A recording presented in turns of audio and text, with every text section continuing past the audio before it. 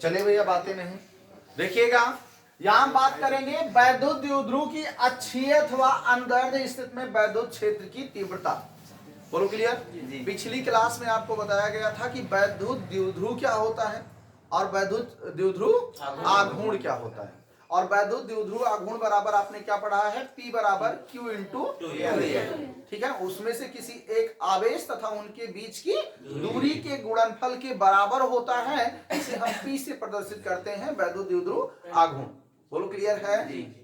अब ध्यान से सुनिएगा, अब ध्यान से सब लोग पहले सुनिएगा कि जो इनमें दो स्थितियां हैं, वैद्युत द्विध्रुव के कारण कह रहा है, वैद्युत द्विध्रुव के कारण उत्पन्न वैद्युत क्षेत्र की तीव्रता, पहली जो हमारी स्थिति है उसको कहते हैं हम अक्षीय अथवा अनुदैर्ध्य स्थिति। दूसरी हमारी क्या है, निरक्षीय, या इसी का दूसरा नाम क्या है, अनुप्रस्थ स्थिति में। ध्यान रखना, कभी कभी परीक्षा में उलझा देता है आपको, अक्षीय नहीं कहेगा वह, वहां नाम दे देगा क्या, अनुदैर्ध्य स्थिति में आप वैद्युत क्षेत्र की तीव्रता ज्ञात करिए वैद्युत द्विध्रुव के कारण। क्लियर। अब यहां पे ध्यान ये देना है, उसके बाद एक और आता है, किसी भी स्थिति में वहां कंडीशन होती है, उसको हम थोड़ा समझाएंगे, वो थोड़ा बहुत मजेदार ये भी टॉपिक है, लेकिन इन दोनों में से कोई ना कोई एक परीक्षा में जरूर पूछा जाता है मेरे भैया। समझ में बात आ रही है। अब ध्यान से देखिएगा, हम पहली हेडिंग आपको बताएंगे वैद्युत द्विध्रुव की अक्षीय अथवा अनुदैर्ध्य स्थिति में वैद्युत क्षेत्र की तीव्रता।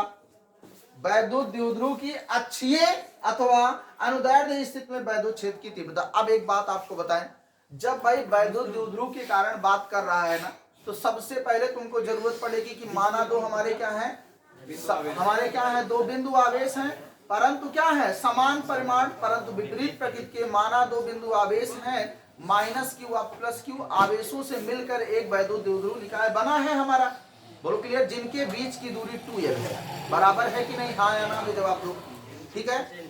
फिर कह रहा है वैद्युत द्विध्रुव के केंद्र से, केंद्र का मतलब समझ रहे हो ना, उसका जो हमारा क्या होगा, एकदम बीच में पॉइंट होगा, केंद्र से r दूरी पर स्थित एक बिंदु P है, उसी से r दूरी पर स्थित। यहां पर लेकिन एक चीज और ध्यान देना है, r दूरी पर स्थित हम बोलेंगे, लेकिन मेरे भैया ये ध्यान रखना, ये एक शब्द जरूर बोलना कि अक्षीय स्थिति में, अनुदैर्ध्य स्थिति में, ये शब्द बोलना है, नहीं तो कहेगा कि भाई किस स्थिति में है, ये हमको पता होना चाहिए। तो वहां पर हम कहेंगे कि उसके केंद्र, वैद्युत द्विध्रुव के केंद्र O से, कहां पर हम बात करेंगे, अक्षीय स्थिति में r दूरी पर स्थित, ठीक है ना, r दूरी पर स्थित एक बिंदु P है, जिस पर हमको वैद्युत क्षेत्र की तीव्रता ज्ञात करनी है। क्या ये बात समझ में आ गई। अब एक बात और आपको बताए थे, वैद्युत द्विध्रुव की दिशा क्या होती है, ऋण आवेश से धन आवेश की ओर होती है। तो एक बात तो ये क्लियर हो गई, जो इसकी वैद्युत द्विध्रुव की दिशा होगी वो कहाँ होगी, माइनस से प्लस की ओर होगी। ये भी बात क्लियर है कि नहीं, बोलो हाँ या ना, क्लियर है। अब एक बात और ध्यान से समझिएगा, जब यहां पर बातें होती हैं, कुछ चीजें बहुत अच्छे से समझिए, तभी आएगा, नहीं तो आएगा नहीं मेरे भैया। अब यहां पर देखिएगा, जब हम यहां पर दो प्रकार की बातें किए, जो भी चीजें हैं, जो अभी हम बोले हैं, वही चीज लिखा गया है यहां पर। माना एक वैद्युत द्विध्रुव AB, माना एक वैद्युत द्विध्रुव AB, उसी को हमने AB माना ना, माना एक वैद्युत द्विध्रुव AB समान परिमाण एवं विपरीत प्रकृति के दो बिंदु आवेशों माइनस Q तथा प्लस Q से बना है। ऐसा लिख लेंगे कि नहीं, दिमाग पे बनाओ, पहले माइंड में सेटअप बनाओ कि हमको लिखना क्या है। अगर ये पहली लाइन और चित्र जिस बच्चे को आ गया, ये समझ लेना कि फिर उसका झंझट खत्म, हमें आएगा। हमारी बात ध्यान से पहले सुनो सब लोग, सबको आना चाहिए, क्योंकि एक लोग को आने से कोई मतलब नहीं, जब सबको आ जाएगा दिमाग में पहले सेव हो। डेरिवेशन कठिन नहीं है, दो समीकरण बनेंगे, बस फटाफट उनको जोड़ लीजिए, कहानी खत्म आपकी। गलत तो नहीं कर रहे हैं, बशर्ते आपके दिमाग में केवल चित्र सही हो और आपका ये दो लाइन जो ऊपर लिखते हैं ये सही हो। क्लियर हो गया ना। माना कोई एक हमारा क्या है, वैद्युत द्विध्रुव, माना हमने मान लिया, माना वैद्युत द्विध्रुव भी समान परिमाण एवं विपरीत प्रकृति के आवेशों से, आवेशों माइनस Q और प्लस Q से बना है, जिनके बीच की दूरी 2l है। बोलो क्लियर। जिनके बीच की दूरी 2l है, देखो जिनके बीच की दूरी 2l है, वैद्युत द्विध्रुव के परावैद्युतांक के माध्यम में स्थित। बड़ा मजेदार पॉइंट है, हमारी बात ध्यान समझना। अब देखो, अगर यक्को चीज छोड़ना नहीं है इसमें, चूंकि ये लाइन तो अध्यापक बहुत ध्यान से देखता है और चित्र देखता है, और 2 समीकरण देखता है, लास्ट फिर देखता है, और बीच में आप कैलकुलेशन बहुत ज्यादा वो गौर नहीं करता। बस इतना आपका पॉइंट सही होना चाहिए डेरिवेशन में, और फर्जी कोई नौटंकी वो दिखाता नहीं है। हमारी बात समझ रहे हैं कि नहीं समझ रहे हैं? अब ध्यान से देखिए, समझिएगा ध्यान से। कहा उसने कि यहां पर वैद्युत द्विध्रुव के परावैद्युतांक के माध्यम में स्थित है, ये जरूर बोलना। परावैद्युतांक में, के परावैद्युतांक में स्थित है। कौन स्थित है? वैद्युत द्विध्रुव के परावैद्युतांक में स्थित है। क्लियर? अब फिर उसके बाद इसी में कहेंगे हम, यहां पर क्या कहेंगे? वैद्युत द्विध्रुव के केंद्र O से अक्षीय स्थिति में, ठीक है, अक्षीय स्थिति में, वहां से r दूरी पर स्थित, उसके केंद्र से r दूरी पर स्थित किसी बिंदु P पर वैद्युत क्षेत्र की हमको तीव्रता ज्ञात करनी है। बोलो क्लियर हुआ? एक बार फिर से सुनिएगा। माना एक वैद्युत द्विध्रुव AB समान परिमाण एवं विपरीत प्रकृति के 2 बिंदु आवेशों -q तथा +q आवेशों से मिलकर बना है, जिनके बीच की दूरी 2l है। ठीक है, वैद्युत द्विध्रुव के परावैद्युतांक में रखा गया है। बोलो क्लियर? फिर से देखिए, वैद्युत द्विध्रुव के परावैद्युतांक के माध्यम में स्थित है या रखा गया है, ऐसा आप बोलेंगे। ठीक है ना? स्थित है, वैद्युत द्विध्रुव के परावैद्युतांक के माध्यम में स्थित है। क्लियर? अब इसके बाद देखिएगा, वैद्युत द्विध्रुव की अनुदैर्ध्य स्थिति में या अक्षीय स्थिति में, वैद्युत द्विध्रुव की अक्षीय स्थिति में द्विध्रुव के केंद्र O से, वैद्युत द्विध्रुव की अक्षीय स्थिति में, यहां पर एक शब्द अंदर या हम क्या करेंगे? अक्षीय स्थिति लिख देंगे। क्या? अक्षीय स्थिति में, जो आपको अच्छा लगे। अक्षीय स्थिति में द्विध्रुव के केंद्र O से r दूरी पर स्थित किसी बिंदु P पर वैद्युत क्षेत्र की तीव्रता ज्ञात करनी है। क्या ये क्लियर हुआ?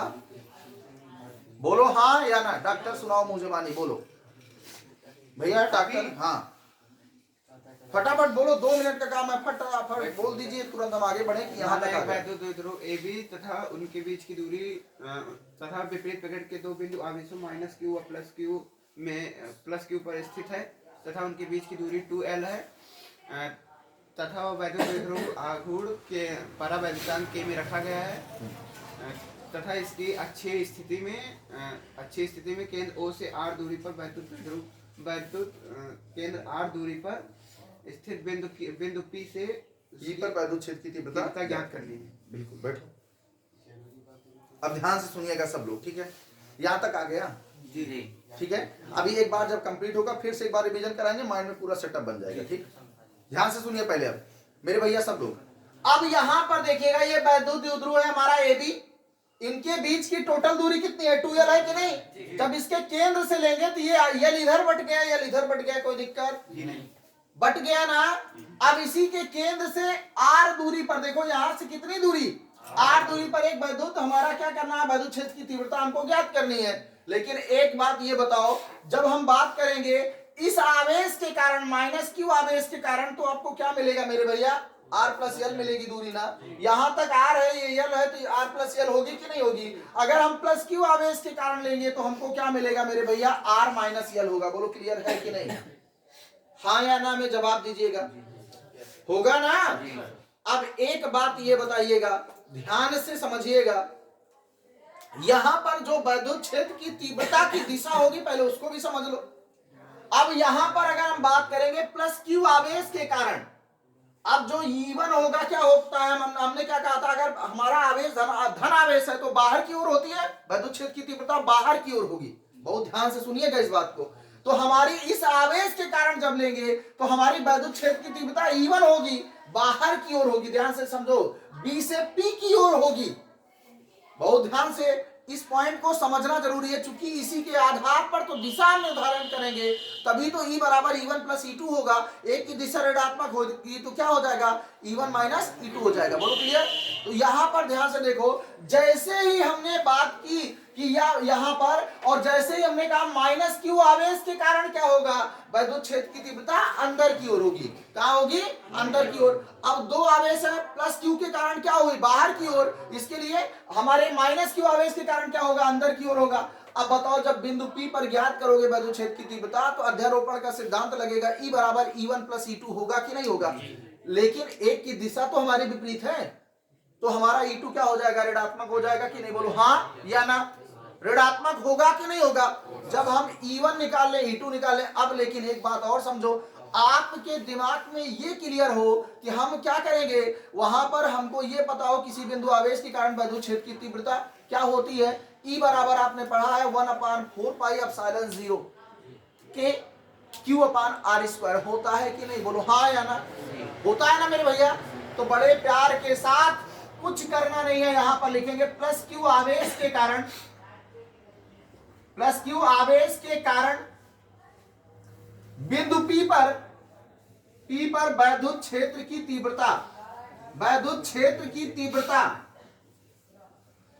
वैद्युत क्षेत्र की तीव्रता, बहुत ध्यान से। हमने क्या कहा? प्लस Q आवेश के कारण, तो दूरी पहले क्लियर हो कितनी है? R माइनस L है कि नहीं? बोलो हाँ या ना। अब यहां पर E1 बराबर वेक्टर E1 मिलेगा 1/4 पाई एप्सिलॉन 0 के, बोलो क्लियर। और क्या हो जाएगा? Q बटे R, R का मान टोटल कितना है? R माइनस L है मेरे भैया, R माइनस L का होल स्क्वायर, बोलो क्लियर। Equation number first. अब हम ही ना दिखा, हम ये नहीं दिखाएंगे। अब यहां पर ये सब किताब में लिखा रहेगा B से P की ओर, कोई दिक्कत नहीं भाई, चित्र में हो गया बस, क्लियर है। फर्जी ज्यादा कुछ नहीं लिखना, समझ में आया? दूसरा, अब माइनस Q आवेश के कारण, माइनस Q आवेश के कारण, आवेश के कारण बिंदु P पर, बिंदु P पर वैद्युत क्षेत्र की तीव्रता, वैद्युत क्षेत्र की तीव्रता, वैद्युत क्षेत्र की तीव्रता E2 वेक्टर बराबर, आपको पता चल गया भाई इसके कारण, तो Q वही होगा, केवल R का मान क्या हो जाएगा? R प्लस L का होल स्क्वायर, बोलो क्लियर। ध्यान से देखिएगा, 1/4 पाई एप्सिलॉन 0 के Q बटे R प्लस L का होल स्क्वायर, बोलो क्लियर। हाँ या ना? बोलो हाँ या ना। क्लियर हो गया।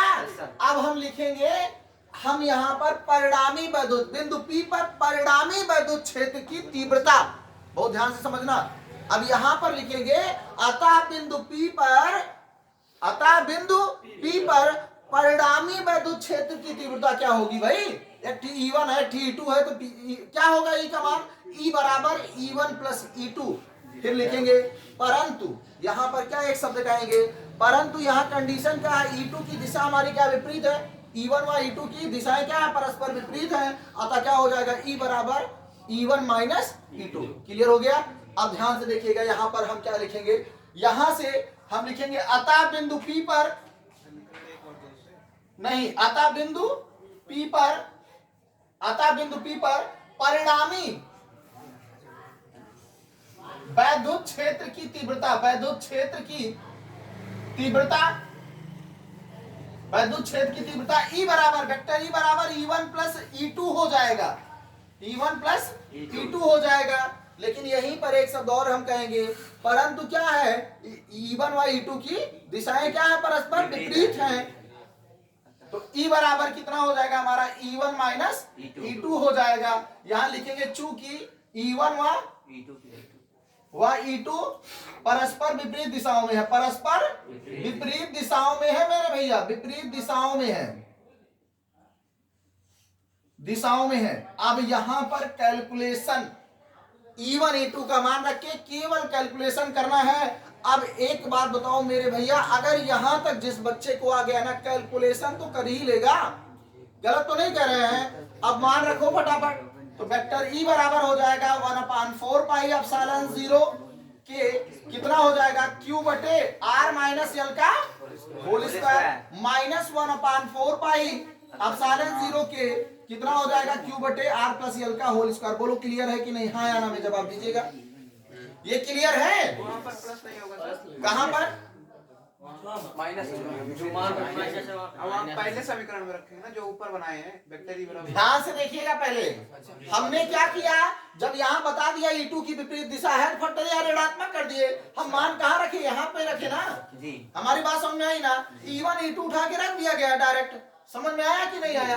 अब देखो ध्यान से, यहां से हम क्या करेंगे, 1/4 पाई एप्सिलॉन 0 के को कॉमन किया गया और देखो क्यू भी कॉमन है, बड़े प्यार से Q/4 पाई एप्सिलॉन 0 इतना कॉमन हुआ कि नहीं? अब इसके बाद गुरुजी उमा माइनस ना होए कहां r माइनस l स्क्वायर जब उमा माइनस रखेंगे तो यहाँ पर भाई, यहाँ से हमारा देखो, यहाँ पे मान देखो, E1 का मान कितना, देखो E1 का मान उठा दो, ये उठा के रख दिए यहाँ पे रखे, और E2 का मान ये रहा मेरे भैया, उठा के रख दिए यहाँ पे, कोई दिक्कत है?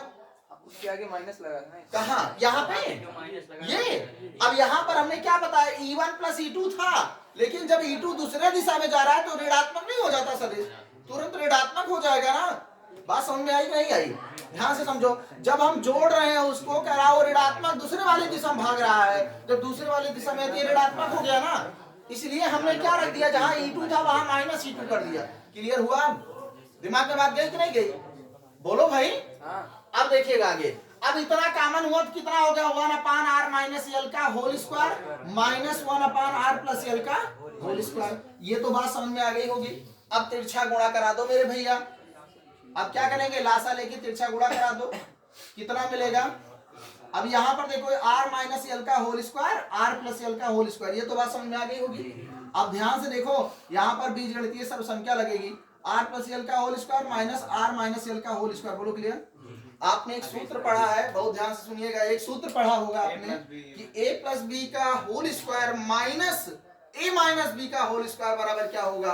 अब आपको कुछ बताना नहीं है, आप मुझवानी बता सकते हैं सभी भैया बहन, कि यहाँ पर होता है कि a प्लस बी का होल स्क्वायर माइनस कितना, a माइनस बी का होल स्क्वायर बराबर होता है 4 कितना ab होता है कि नहीं? बोलो हाँ या ना? होगा ना?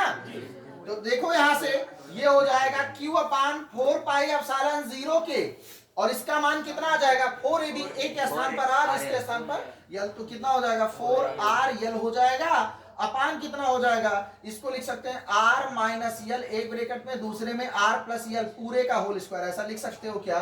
जी। अब ध्यान से देखिएगा, 2ql, बहुत ध्यान से देखो, 2 एक जैसे बाहर करा, q है l है, तो देखो ध्यान से, हम इसको लिख सकते हैं 2 और q और l, हो गया 2ql इंटू 2r बचेगा कि नहीं? बोलो हाँ या ना? अपान कितना, 4 पाई एप्सिलॉन 0 के हुआ। उसके बाद इसको लिख सकते हैं r स्क्वायर माइनस यल स्क्वायर का होल स्क्वायर। बोलो क्लियर है? यहां तक समझ में आ गया मेरे भैया? अब देखो ध्यान से, इसको क्या लिख सकते हो, p बराबर 2ql होता है, इसको p 2pr अपान 4 पाई एप्सिलॉन 0 के। अब यहां पर लिखेंगे r स्क्वायर, जो हमारा है लेस देन, बहुत छोटा मान होगा, इसलिए यल स्क्वायर क्या करेंगे, हम उसको 0 मान लेंगे। समझ बात आ गई ना? तो यहाँ पे कितना हो जाएगा हमारा, देखिएगा, यहाँ पर r स्क्वायर का होल स्क्वायर हो जाएगा कि नहीं? बोलो हाँ या ना?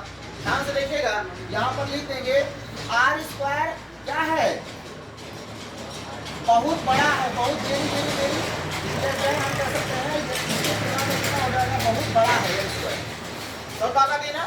कहने का मतलब r स्क्वायर की तुलना में यल स्क्वायर का मान बहुत छोटा है, इसलिए इसको हम क्या मान लेंगे, 0। क्लियर हो गया? अब फटाफट जैसे ही 0 माने तो हमें ये इसका होल स्क्वायर होगा कि नहीं, 4 घात हो गई, यहाँ से मिलेगा हमको 2pr अपान 4 पाई एप्सिलॉन 0 के, r की पावर 4 एक घात कट गई, तो यहाँ मिलेगा हमको 1/4 पाई एप्सिलॉन 0 के 2p अपान r क्यूब। बोलो क्लियर मेरे भैया? 2p अपान r क्यूब मिला। अभी और रुको, अब निर्वात के लिए इसको लिखेंगे, निर्वात के लिए, किसके लिए? निर्वात के लिए, निर्वात के लिए k का मान क्या होगा, k का मान 1, तो यहां से e बराबर हो जाएगा 1/4 पाई एप्सिलॉन 0 हो जाएगा 2p अपान r क्यूब। बोलो क्लियर है? अब ध्यान से देखो, उसको काटने की जरूरत नहीं, चूंकि इसका मान रख देंगे ना, e बराबर 9 गुणे 10 की घात 9 इंटू 2p अपान r क्यूब। बोलो क्लियर है? अब एक बात ध्यान से अब सुनना, अब हमको ज्ञात क्या करना था, कह रहा था आपसे वैद्युत द्विध्रुव की अक्षीय स्थिति में वैद्युत क्षेत्र की तीव्रता। बोलो क्लियर? अतः लिखेंगे, अतः यही उतार देंगे, वैद्युत द्विध्रुव की कि अक्षीय स्थिति में वैद्युत क्षेत्र की तीव्रता का सूत्र है। वैद्युत क्षेत्र की तीव्रता का सूत्र है। तीव्रता का सूत्र है। बोलो क्लियर है? बोलो हाँ या ना? अब एक बात और, वेक्टर रूप में, सदिश रूप में इसको लिखना हो तो कैसे लिखोगे? सदिश रूप में वेक्टर ई बराबर 9 गुणे 10 की घात 9 2 vector P upon R Q. बोलो क्लियर? इसी को नोट कर लीजिए, आपकी ये कहानी खत्म। एक बार फिर से समझा दें, एक बार फिर से समझो, तभी मजा आएगा, नहीं तो फिर वो है ना। एक बार मुंह जबानी पहले समझो। आपको जैसे टॉपिक मिल गई, परीक्षा में पूछा गया, और आपको बताएं कि कभी कभी ये सब लॉन्ग में पूछ लेता है, या 5 नंबर में न्यूनतम पूछेगा आपसे, ठीक है? 5 नंबर में कम तो आएगा नहीं, क्लियर है? ठीक है। अब देखो 5 नंबर में अगर मान लीजिए पूछ लिया तो आप क्या करेंगे? दिमाग में पहले फिट कर लो। आपसे प्रश्न इतना दिया रहेगा कि वैद्युत द्विध्रुव की अक्षीय अथवा अंदर स्थिति में, अक्षीय स्थिति में या वहां पर शब्द कहेगा अंदर स्थिति में वैद्युत क्षेत्र की तीव्रता ज्ञात के लिए व्यंजक प्राप्त कीजिए। ऐसा आपसे प्रश्न पूछेगा। किताब में हम आपको प्रश्न नोट करा देंगे किस हिसाब से प्रश्न पूछता है, ठीक है ना? किताब में प्रश्न दिया रहता है, मॉडल पेपर में प्रश्न दिया रहता है, किस हिसाब से प्रश्न पूछेगा वो नोट करवा देंगे, जिस टाइप का होगा प्रश्न, ठीक है? अब यहाँ समझो ध्यान से, जब ये प्रश्न दिया तो आपके दिमाग में तुरंत आना चाहिए कि भैया वैद्युत द्विध्रुव की बात किया तो एकदम क्लियर बात है, वैद्युत द्विध्रुव आना चाहिए पहले दिमाग में, ठीक है? वैद्युत द्विध्रुव मान लीजिए आपके माना एक वैद्युत द्विध्रुव AB है, जो क्या है, ध्यान देना, समान परिमाण एवं विपरीत प्रकृति के 2 बिंदु आवेशों -q और +q से मिलकर बना है, जिनके बीच की दूरी 2l है। क्लियर हो गया? वैद्युत द्विध्रुव परावैद्युतांक K में स्थित है। बहुत ध्यान से सुनिएगा, परावैद्युतांक K में स्थित है। वैद्युत द्विध्रुव परावैद्युतांक K में स्थित है। उसके बाद आगे का स्टेप, फिर आप कहेंगे, हम उसके बाद लिखेंगे, अब वैद्युत द्विध्रुव के केंद्र O से, पहले ये हम कह सकते हैं कि वहां पर हम निरक्षीय स्थिति, अक्षीय स्थिति में, ठीक है ना, वैद्युत द्विध्रुव के केंद्र O से r दूरी पर स्थित बिंदु P पर वैद्युत क्षेत्र की तीव्रता ज्ञात करनी है। क्लियर हो गया ना? बोलो हाँ या ना? इतना स्पष्ट लिख दोगे, चित्र बन गया। चित्र दिमाग में बनाओ, AB वैद्युत द्विध्रुव -q +q आवेश हो गया। पहले एकदम माइंड में चित्र को ऐसे बना लो, -q, ये -q है, ये +q है, आवेश है। क्लियर हो गया? इसका केंद्र सेंटर में बीच में, यहाँ केंद्र इसका हो गया, ठीक है? अब ये चित्र बनाओ, ये -q ये +q है, फिर यहाँ पर इधर आए P बिंदु मिला। अब जैसे ही आपने लिया तो तुरंत आप +q आवेश के कारण उठाओगे तो उससे r -l दूरी आ रही है ना, चूंकि वहां से केंद्र से r दूरी है तो ये r -l हुई। क्लियर हो गया? +q आवेश के कारण वैद्युत क्षेत्र की तीव्रता बाहर की ओर होगी, और जैसे ही -q आवेश के कारण टोटल दूरी r +l हुई तो इसके बीच की तुरंत हम दूरी पता चल गई, r +l होगी। इसके कारण -e2 होगी, ठीक है ना? अब चूंकि दोनों, अब यहाँ पर हम बात करेंगे परिणामी वैद्युत क्षेत्र की तीव्रता, तो E बराबर E1 + E2 होता है, लेकिन उसकी दिशा क्या है? E2 की बाहर क्या है? विपरीत है तो माइनस में हो जाएगा E2। क्लियर? E1 - E2 हुआ कि नहीं हुआ? अब दिमाग ये बनाओ, जब E1 - E2 हो गया तो आप क्या करोगे? E1 - E2 का मान रख दोगे। E1 बराबर कितना हुआ? 1/4 पाई एप्सिलॉन 0 K, और Q अपान कितना होता है? r² होता है, तो दूरी कितना है उसके बीच की? r - l, तो r - l का होल स्क्वायर हो गया दूसरा। अब समीकरण 1 बना लिया आपने। फिर आप क्या लिखेंगे? माइनस, उसके बाद -q आवेश के कारण बिंदु P पर वैद्युत क्षेत्र की तीव्रता E2 बराबर 1/4 पाई एप्सिलॉन 0 K, और कितना हो जाएगा? Q अपान r + l का होल स्क्वायर। बोलो क्लियर है? अब समीकरण 2 हो गया। अब इसके बाद आंख बंद करके यही लिखोगे कि हम बिंदु P पर लिखेंगे, अतः बिंदु P पर परिणामी वैद्युत क्षेत्र की तीव्रता E बराबर E1 + E2, परंतु फिर वहीं पर लिख देंगे, परंतु E1 व E2 की दिशाएं परस्पर विपरीत हैं, अतः E बराबर E1 - E2। क्लियर हो गया? E बराबर E1 - E2। जैसे ही E बराबर E1 - E2 करोगे फटाफट मान उठा के रख दो कि 1/4 पाई एप्सिलॉन 0 के Q अपान कितना? r - l का whole square, minus 1/4 pi epsilon 0 Q upon r + l का होल स्क्वायर। हमने कॉमन किया 1/Q अपान 4 पाई एप्सिलॉन 0 के कॉमन कर लिया, ब्रैकेट में आपका बचा 1/r - l का whole square minus 1/r + l का होल स्क्वायर। ध्यान से सुनिएगा, एक एक पॉइंट मुंह जबानी ऐसे याद रहेगा तभी आपकी पहचान है। फिर क्या करोगे? हर का लासा लोगे, तिरछा गुणा करा दो, ठीक है ना? गुणा करके हर का तिरछा गुणा कराओगे तो ऊपर आ जाएगा आपका r + l का whole square minus r - l का होल स्क्वायर बटे r - l का होल स्क्वायर इंटू दूसरे ब्रैकेट में r + l का होल स्क्वायर। अब देखो ऊपर वाले में a + b का अगर होल स्क्वायर माइनस करोगे a - b का होल स्क्वायर तो 4ab आता है। 4 आपका क्या आ गया? 4 इंटू कितना आ गया, आर आ गया। बोलो क्लियर। नीचे आप उसको लिख सकते हो, दोनों के कोपड़े दो घात है, उसको लिख सकते हो ब्रैकेट में आर माइनस एल, दूसरे में आर प्लस एल। तो उसको लिख सकते हैं A square minus B square से ब्रैकेट में माइनस बी, दूसरे में प्लस बी, तो R square minus L square का होल स्क्वायर। ऊपर वाले में थोड़ा चेंज करेंगे, 2ql साथ में रखेंगे, 2r को अलग कर देंगे, तो क्या हो जाएगा, p बराबर 2ql पढ़े हैं ना, 2ql होता है। अब वहां पर हमने क्या रख दिया उसकी जगह p, तो 2pr आ गया। अब नीचे हमने कहा कि भैया जो r स्क्वायर है उसका मान क्या है, हम कहेंगे कि यल स्क्वायर का मान आर स्क्वायर की तुलना में बहुत कम है। हम इसको ऐसा भी कह सकते थे मेरे भैया कि L square is very very very less than R square. समझ रहे हैं ना, चाहे हम इसको ऐसा कहें चाहे इसको कहें ऐसा, जिसकी तरफ मुंह खुला होता है वही तो बड़ा होता है। वेरी वेरी लेस देन है मतलब वो बहुत छोट है आर स्क्वायर, इसलिए यल स्क्वायर का मान 0 ले लिया गया। बोलो क्लियर। तो उसकी घात आई 4, एक ठीक आर से आर झम्मदे उड़ा दीजिए, तो कितना बना, ई बराबर बना आपका 1/4 पाई एप्सिलॉन 0 2/r क्यूब। और उसके बाद झम्मदे आपने क्या किया भैया मेरे, उसके बाद क्या किया, निर्वात के लिए के का मान कर दो एक, तो ई बराबर आपका आ गया 1/4 पाई एप्सिलॉन 0 क्यूब अपान कितना 2p/r क्यूब आ गया। अब उसके बाद एक काम और कर लो, उसके बाद एक काम क्या बचा आपका, उसी को आप लिख सकते हैं 1/4 पाई एप्सिलॉन 0 का मान 9 × 10 की घात 9 होता है, झम्मदे उठा के उसको भी रख दो। अब उसके बाद भैया सदिश रूप, बस यही बता दे, यही आटे सूत्रवा हो। क्लियर हुई गया जी। ईमानदारी से बताना, झूठ मत बोला। पूरा डेरिवेशन क्या देख के बोले, मुंह जवानी हम भी बोले कि नहीं बोले, तो वो चीजें आप में क्षमता वो विकसित हो जाए मेरे भैया कि जब आप डेरिवेशन पूरा मुंह जवानी बता दो किसी को। हमारी बात समझ रहे हो ना, तुम्हारी क्षमता का विकास तब माना जाएगा जब आप पूरा डेरिवेशन मुंह जवानी सुनाओ। अभी हम फिर से देख देख के सुनाए मजा ना आवे, लेकिन मुंह जवानी जब सुनाई ऐसे जैसे एक टॉपिक एक डेरिवेशन सीखा, लेकिन हमारी एक क्षमता रहा कि मुंह जवानी पूरा डेरिवेशन बता दो यार, क्या स्टेप आएगा, तो तुम बताओ परीक्षण कभी छूटेगा क्या। अब केहू पूछे डेरिवेशन है, वैद्युत उद्रू जाना, पहले वैद्युत उद्रू आघूर्ण जाना, अच्छी स्थित पड़े ही मुंह जवानी पूरा डेरिवेशन जाना हमसे। समझ गया ना है, दबंगे एक साथ बोलोगे, ठीक है, फटाफट नोट करो।